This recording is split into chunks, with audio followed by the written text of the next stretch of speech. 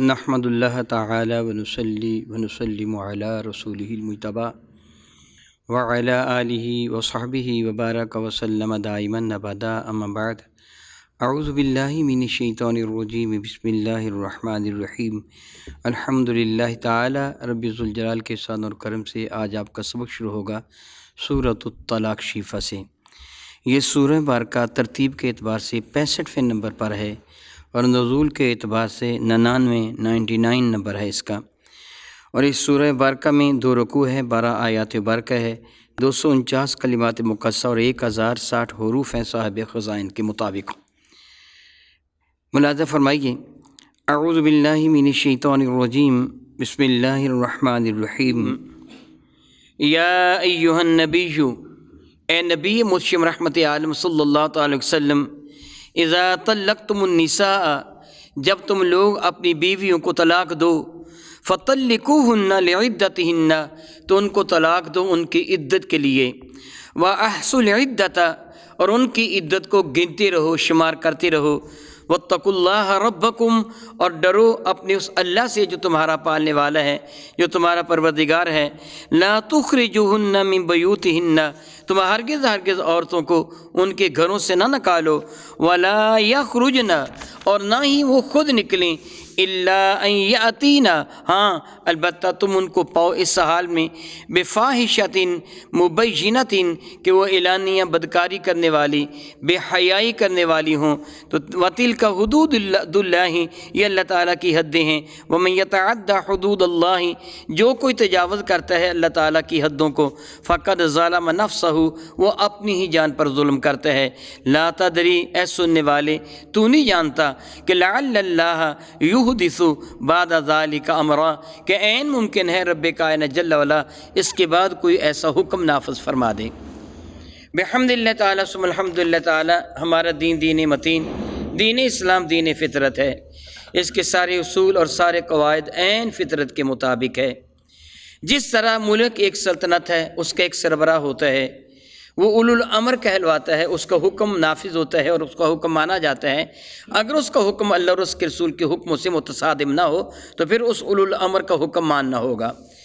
جس طرح ملک کا سربراہ ہے، اس طرح چھوٹی سطح پر صوبوں کے سربراہ ہیں، یعنی ایک ملک کئی صوبوں پر مشتمل ہوتا ہے، ایک صوبہ کئی ضلعوں پر، کئی کمشنریوں پر مشتمل ہوتا ہے، ایک کمشنری کئی ضلعوں پر مشتمل ہوتی ہے، ایک ضلع کئی تحصیلیں رکھتا ہے، ایک تحصیل کئی تھانے رکھتی ہے، ایک تھانہ کئی چوکیاں رکھتا ہے، اسی طرح ایک چوکی کئی گاؤں رکھتی ہے، ایک گاؤں کئی گھرانے رکھتا ہے، ہر گھرانے کا ایک الگ سربراہ ہے۔ گویا یہ چھوٹی سطح سے لے کے اوپر کی سطح تک رب کائنات جل وعلا نے ایک ایسا مربوط نظام عطا فرما دیا ہے کہ اگر اس کے اصول و قواعد کو اپنایا جائے تو پھر ہماری دنیا بھی گویا کہ جنت بن جاتی ہے۔ اللہ تعالیٰ جل وعلا نے گھر کی چھوٹی سی سلطنت کا سربراہ مرد کو بنایا۔ قرآن کی میں ارشاد گرامی قدر ہے رب کائنات کا کہ الرجال قوامون علی النساء، اللہ تعالیٰ نے مردوں کو عورتوں پر حاکم بنا دیا ہے، گویا گھر کی سلطنت کا حاکم وہ مرد ہے۔ رب ذوالجلال کے محبوب مکرم شفیع معظم رحمت عالم صلی اللہ تعالیٰ علیہ وآلہ وسلم کا بھی ارشاد گرامی قدر اس سلسلہ میں ہے کہ کلکم راعٍ وکلکم مسئول عن رعیتہ، تم سارے کے سارے حاکم ہو، راعی ہو، اور تم سے تمہارے رعایا کے بارے میں سوال کیا جائے گا۔ گھر کی سلطنت کا حاکم مرد کو بنا دیا، عورت کو اس کا محکوم بنا دیا۔ میرے اور آپ کے آقا رسول اللہ نے دونوں کے حقوق و فرائض کو بڑے واضح ترین انداز میں بیان فرما دیا کہ خاوند کے حقوق کیا ہیں اور فرائض کیا ہیں، بیوی کے حقوق کیا ہیں، فرائض کیا ہیں، اولاد کے حقوق کیا ہیں، فرائض کیا ہیں، والدین کے حقوق کیا ہیں، فرائض کیا ہیں۔ اگر ان کو اپنا لیا جائے تو میرے سامنے قرآن کریم کھلا پڑا ہے، میں اللہ کی عزت کی قسم اٹھا سکتا ہوں ہمارے گھر جنت کا نمونہ بن جائیں گے اگر اللہ اس کے رسول کے حکموں پر عمل کر لیں گے، ہمارے گھر جنت کا نمونہ بن جائیں گے۔ اسلام یہی چاہتا ہے، لیکن بعض اوقات صورتحال اتنی بگڑ جاتی ہے، معاملات اتنے زیادہ بگڑ جاتے ہیں کہ میاں بیوی میں علیحدگی کی صورت پیدا ہو جاتی ہے۔ اسلام نے اس کو پسند نہیں فرمایا۔ میرے کریم آقا رسول اللہ شفیع معظم رحمت عالم صلی اللہ علیہ وسلم کا ارشاد گرامی قدر ہے کہ جائز چیزوں میں، مباح چیزوں میں سب سے زیادہ ناپسندیدہ شے طلاق ہے، یعنی جن چیزوں کو اللہ نے جائز قرار دیا ہے ان چیزوں میں سب سے زیادہ ناپسندیدہ شے طلاق ہے۔ میرے آقا علیہ السلام کے ایک ارشاد گرامی قدر ہے، جب کوئی بندہ کسی عورت کو طلاق دیتا ہے تو یوں کہیے جس طرح عرش لرز جاتا ہے۔ میرے اور آپ کے کریم آقا حضور نبی محمد رحمت عالم صلی اللہ تعالیٰ علیہ وآلہ وبرکہ وسلم کے ایک ارشاد گرامی قدر کا یہ مفہوم بنتا ہے، ابلیس پانی پر اپنا تخت بچھاتا ہے، اپنے چیلے چانٹوں کو اپنے دربار میں طلب کرتا ہے اور ان سے پوچھتا ہے کہ تم نے آج کیا کیا کیا کیا کیا کیا۔ وہ سارے اس کے چیلے، اس کے چانٹے، اس کے جو اولاد ہے، اس کی ضروریت ہے، اس کے سامنے اپنی اپنی کارگزاریوں کا ذکر کرتے ہیں۔ میں نے اتنے لوگوں کو گمراہ کیا، میں نے فلاں گناہ کروایا، فلاں گناہ کروایا۔ ابلیس سنتا تو ہے مگر کہتا ہے تو نے تو ابھی کچھ بھی نہیں کیا، تجھے کچھ اور کرنا چاہیے تھا۔ پھر اس کا کوئی چیلا یہ کہتا ہے میں نے میاں بیوی میں اتنی لڑائی کروائی کہ بات طلاق پہ جا پہنچی اور خاوند نے بیوی کو طلاق دے دی۔ شیطان خوش ہو کر اچھلتا ہے، اسے سینے سے لگا کے کہتا ہے تو نے بہت خوب کام کیا۔ ضمن اس بات سے کس بات کا پتہ چلا؟ جو شخص میاں بیوی کے درمیان لڑائی کرواتا ہے وہ شیطان کا چیلا ہے۔ میرے کریم آقا علیہ السلام کا ارشاد گرامی قدر ہے کہ میاں بیوی کے درمیان، والدین اولاد کے درمیان، آقا اور غلام کے درمیان اختلاف پیدا کروانے والا وہ خبیث انسان ہے، اللہ تعالیٰ کا محبوب نہیں بلکہ اللہ تعالیٰ اس سے ناراض ہوتا ہے ایسے شخص کے ساتھ۔ ان کے درمیان صلح کروانا بہت ہی عرف اور اعلیٰ بات ہے۔ جھوٹ بولنا حرام ہے، گناہ ہے، باعث لعنت ہے۔ اتنا بڑا یہ جرم ہونے کے باوجود اگر میاں بیوی کے درمیان ایسا جھوٹ بولا جائے کہ جو نقصان دینا ہو، جائز ہے۔ بطور مثال کوئی خاوند اپنی بیوی کے بارے میں کہے وہ میری بڑی نافرمان ہے، بڑی ایسی ہے، بڑی ایسی ہے، بڑی ایسی ہے۔ کوئی شخص یہ کہہ دے نہیں وہ تو تیری تعریف کرتی ہے، تیرے ساتھ اظہار محبت کرتی تھی، وہ تو تیری بہت ہی زیادہ خوبیوں کا ذکر کرتی تھی، تاکہ اس کے دل میں محبت پیدا ہو۔ اگر یہ بات جھوٹ ہو پھر وہ گناہ گار نہیں ہوگا، اللہ تعالیٰ اس صلح کروانے کے صدقہ سے اس کا جھوٹ کا گناہ معاف فرما دے گا۔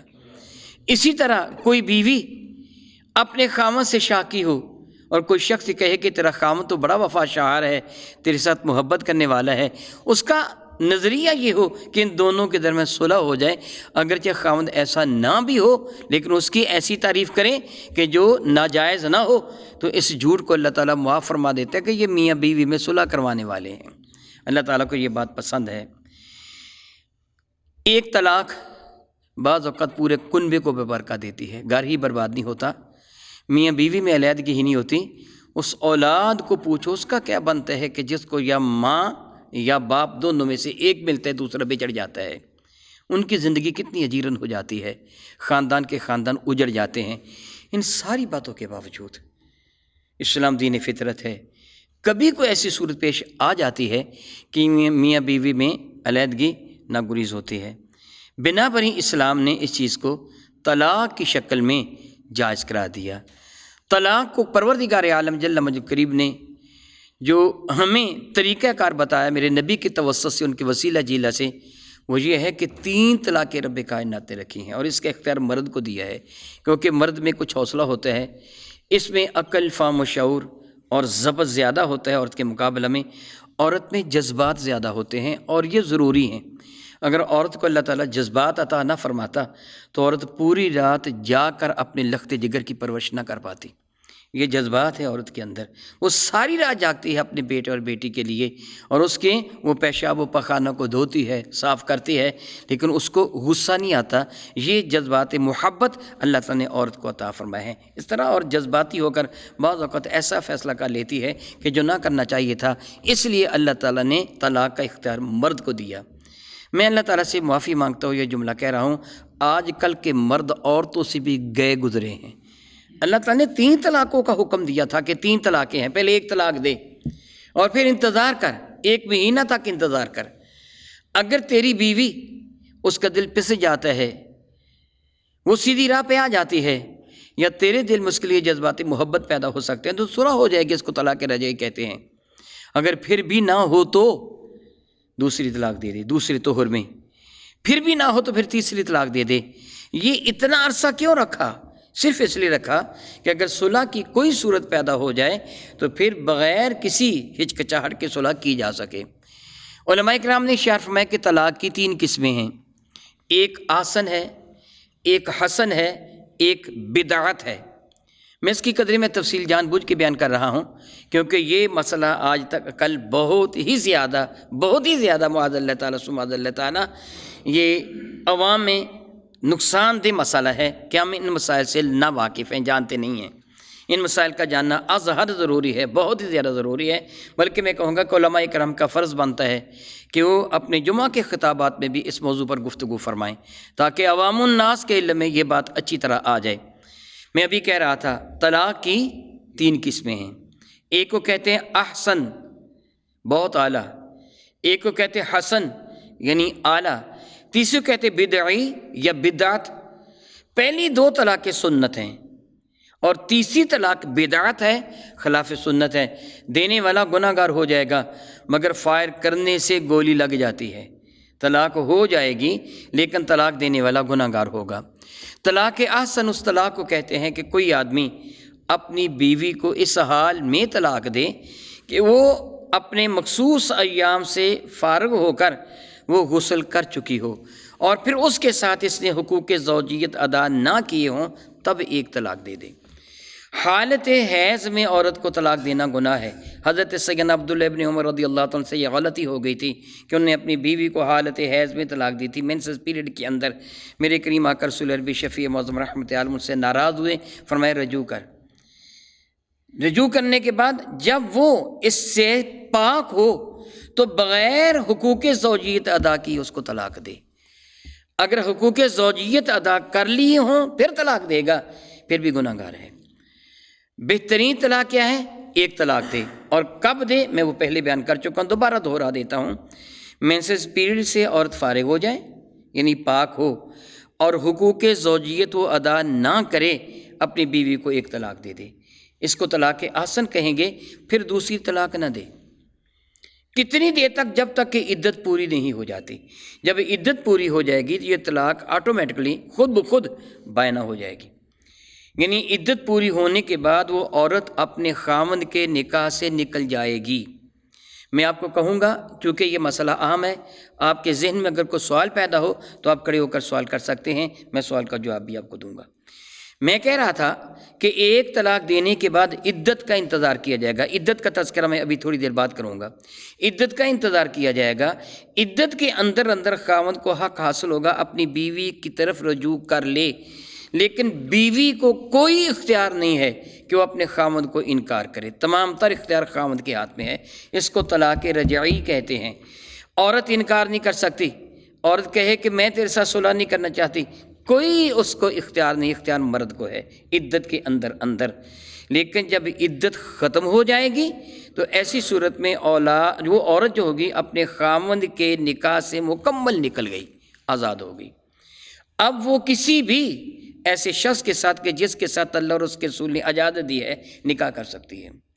لیکن اگر وہ خاوند جو سابقہ خاوند تھا اس کے ساتھ نکاح کرنا چاہے تو اس کے ساتھ بھی نکاح کر سکتی ہے۔ اس میں کوئی وہ حلالہ شلالہ جو دنیا میں آج کل رائج ہو رہا ہے کچھ بھی نہیں ہے۔ اس لیے اس کو طلاق احسن کہتے ہیں کہ بہترین طلاق ہے۔ زندگی کے جس بھی حصے میں عدت ختم ہونے کے بعد، سال بعد، 2 سال بعد، 4 سال بعد، جب بھی وہ عورت اور مرد چاہیں آپس میں دوبارہ نکاح کر لیں گے اور مرد وہ پھر دوبارہ 3 طلاقوں کا مالک بن جائے گا۔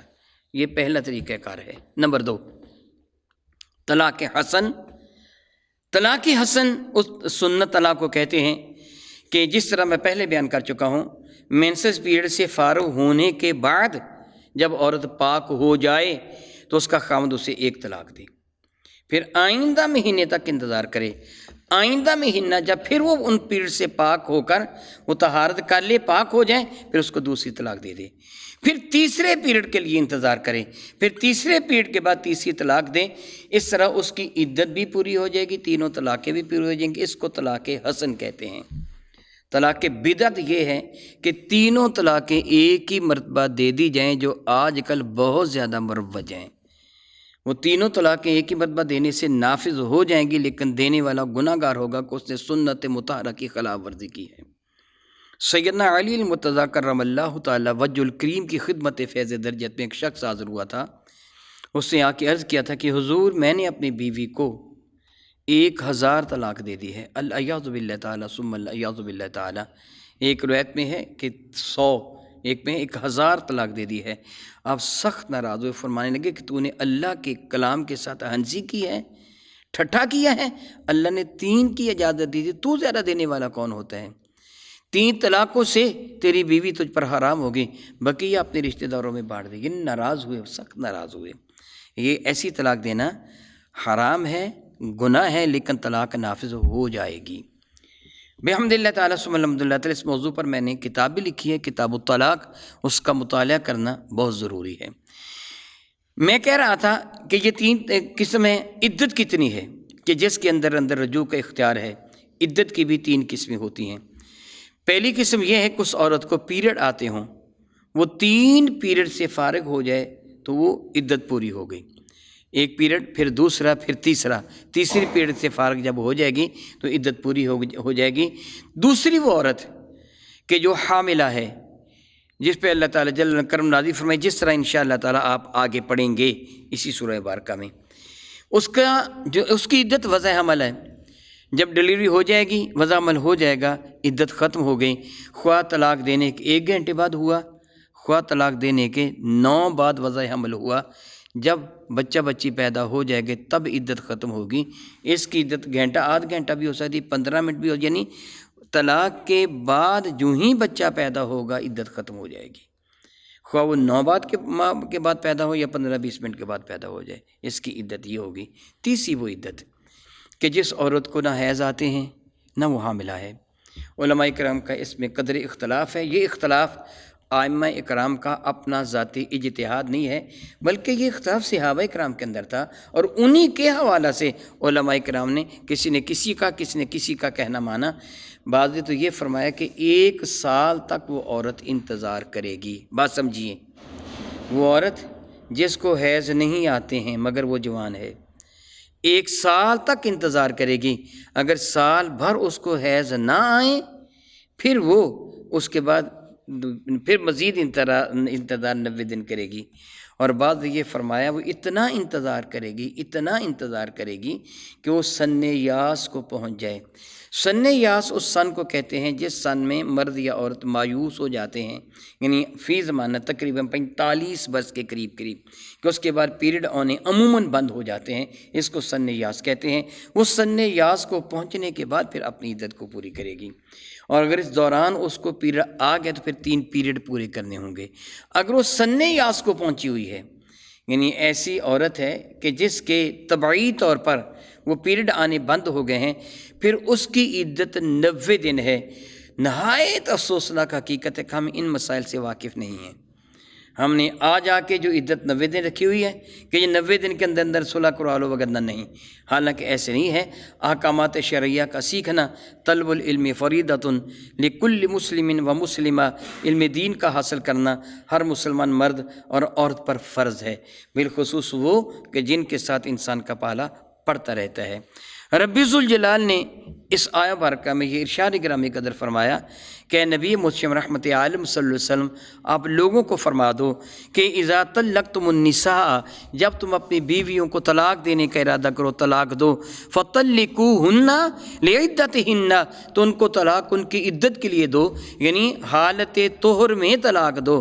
اگر حالت حیض میں طلاق دی ہے تو ایام عدت میں نہیں گنے جائیں گے۔ بطور مثال آج طلاق دی ہے، اس عورت کو آج پیریڈ آئے تھے، 10 دن زیادہ پیریڈ ہوتے ہیں، وہ 10 دن تک اب یہ عدت میں نہیں گنے جائیں گے، جب طہر ہوگا اس کے بعد عدت گنی جائے گی۔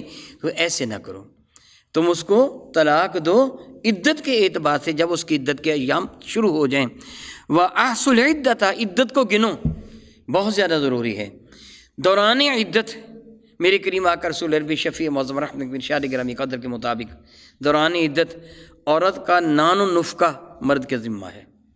جتنی دیر تک عدت پوری نہیں ہوتی اس کے تمام تر اخراجات مرد برداشت کرے گا، بالمعروف، ایک ایسے طریقے سے جو اس کے ہاں رائج ہے۔ اگر غریب ہے تو غریبانہ انداز، امیر ہے تو امیرانہ انداز۔ جس طرح وہ اپنے گھر میں کھانا کھاتا ایسا ہی کھانا اپنی بیوی کو دے گا، ایسا ہی لباس اپنی بیوی کو دے گا، ایسا ہی مکان اپنی بیوی کو دے گا دوران عدت۔ اگر وہ حاملہ ہے تو جب تک عدت ختم نہیں ہوتی تمام تر اخراجات مرد کے ذمہ ہوں گے۔ اس کو رہائش بھی دے گا، وہ اپنے گھر سے نکال نہیں سکتا، جس طرح آگے آ رہا ہے اللہ تعالیٰ۔ اس لیے اللہ تعالیٰ فرماتا ہے وَأَحْصُوا الْعِدَّةَ، عدت کو گنو، کیونکہ دوران عدت نکاح کرنا حرام اور بدکاری ہے۔ جب تک عدت پوری نہ ہو، اگر عدت کے دوران کوئی عورت یا مرد نکاح کا لیتا ہے، وہ اللہ تعالیٰ جل وعلا اور اس کے رسول کا باغی ہے، قرآن کریم کا نافرمان اور باغی ہے، اور وہ گناہ گار اور زانی ہے۔ اللہ تعالیٰ جل وعلا نے اس بات سے، اللہ کے نبی نے اس بات سے منع فرمایا، اس لیے عدت کو گنو۔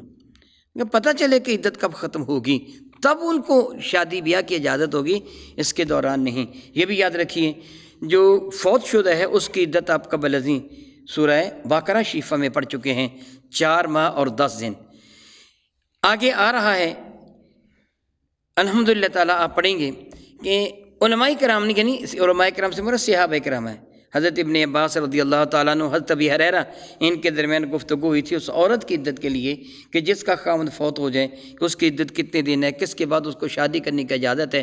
حضرت سیدہ ام سلمہ رضی اللہ تعالیٰ عنہ ام المومنین، انہوں نے ایک عورت کا نام دیا کہ جس کا خاوند فوت ہو گیا تھا اور چند دن کے بعد اس کے ہاں بیٹا یا بیٹی پیدا ہو گئے، اس سے بارگاہ صالح ماں میں پیغام بھیجا، یا رسول اللہ مجھے لوگ کہہ رہے ہیں کہ اگرچہ تیرے ہاں بچہ بچی پیدا ہو گیا ہے مگر تیری عدت 4 ماہ 10 دن ہے، کیا میں 4 ماہ 10 دن تک انتظار کروں گی کہ نہیں؟ میرے نبی نے فرمایا تو آزاد ہے، چاہے تو آج ہی شادی کر سکتی ہے۔ تو چنانچہ اگر عدت گزر جائے تو شادی کی اجازت ہوگی، البتہ زیب و زینت کی نہیں۔ علماء فرماتے ہیں، رب کریم ارشاد فرماتے ہیں کہ عدت کی گنتی کرو، واتقوا اللہ ربکم، ڈرو سے اللہ تعالیٰ سے جو تمہارا پروردگار ہے۔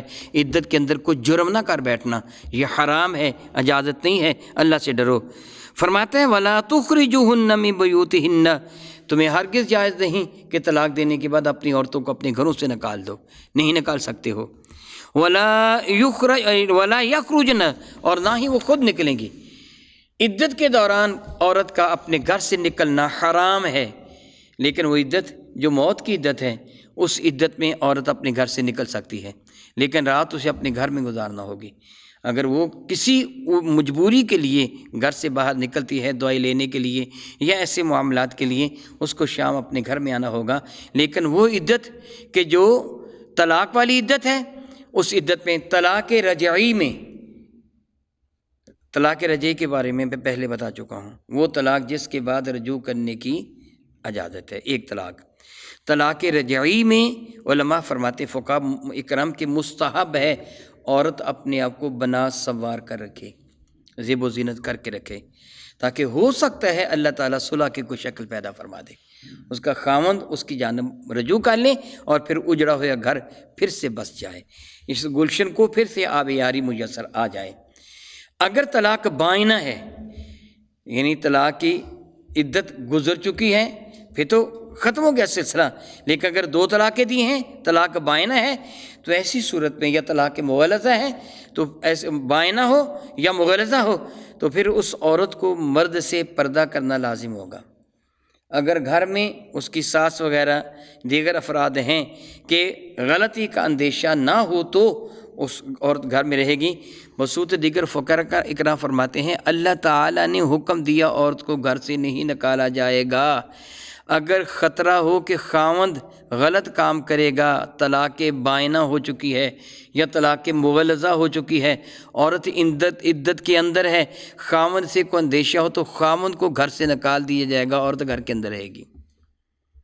یعنی اللہ نے فرمایا اس کو تم نہیں نکال سکتے۔ ہاں البتہ اللہ تعالیٰ ارشاد فرماتا ہے الا، مگر یہ کہ یاتین بفاحشۃ مبینہ، وہ عورت گندی ہو، بے حیائی کرنے والی ہو، خاوند کو یا خاوند کے ماں باپ کو یا اولاد کو یا بہن بھائیوں کو ایذا دینے والی ہو، چوری کرنے والی ہو، گھر کا نقصان کرنے والی ہو، گستاخ ہو، تو اللہ تعالیٰ فرماتا ہے اس کو تم گھر سے نکال سکتے ہو۔ اگر ایسا عذر نہ ہو تو گھر سے نکالنے کی اجازت نہیں ہے۔ رب کریم فرماتا ہے وَتِلْكَ حُدُودُ اللَّهِ، یاد رکھو یہ اللہ تعالیٰ جل وعلا کی حدیں ہیں جن کا ذکر کیا گیا ہے۔ وَمَن يَتَعَدَّ حُدُودَ اللَّهِ، جس سے اللہ تعالیٰ کی حدوں سے تجاوز کیا، عورت کو گھر سے نکالا، یا عدت کے اندر کسی عورت نے مرد سے یا مرد نے عورت سے نکاح کیا، فَقَدْ ظَلَمَ نَفْسَهُ، اس سے اپنی جان پر ظلم کیا ہے، وہ ظالم ہے۔ اللہ رب العزت جل وعلا اس خبیث کو معاف کرے تو اس کی رضا، سزا دے تو اس کی رضا۔ بہرحال اس نے اللہ تعالیٰ کے قانون سے بغاوت کی ہے۔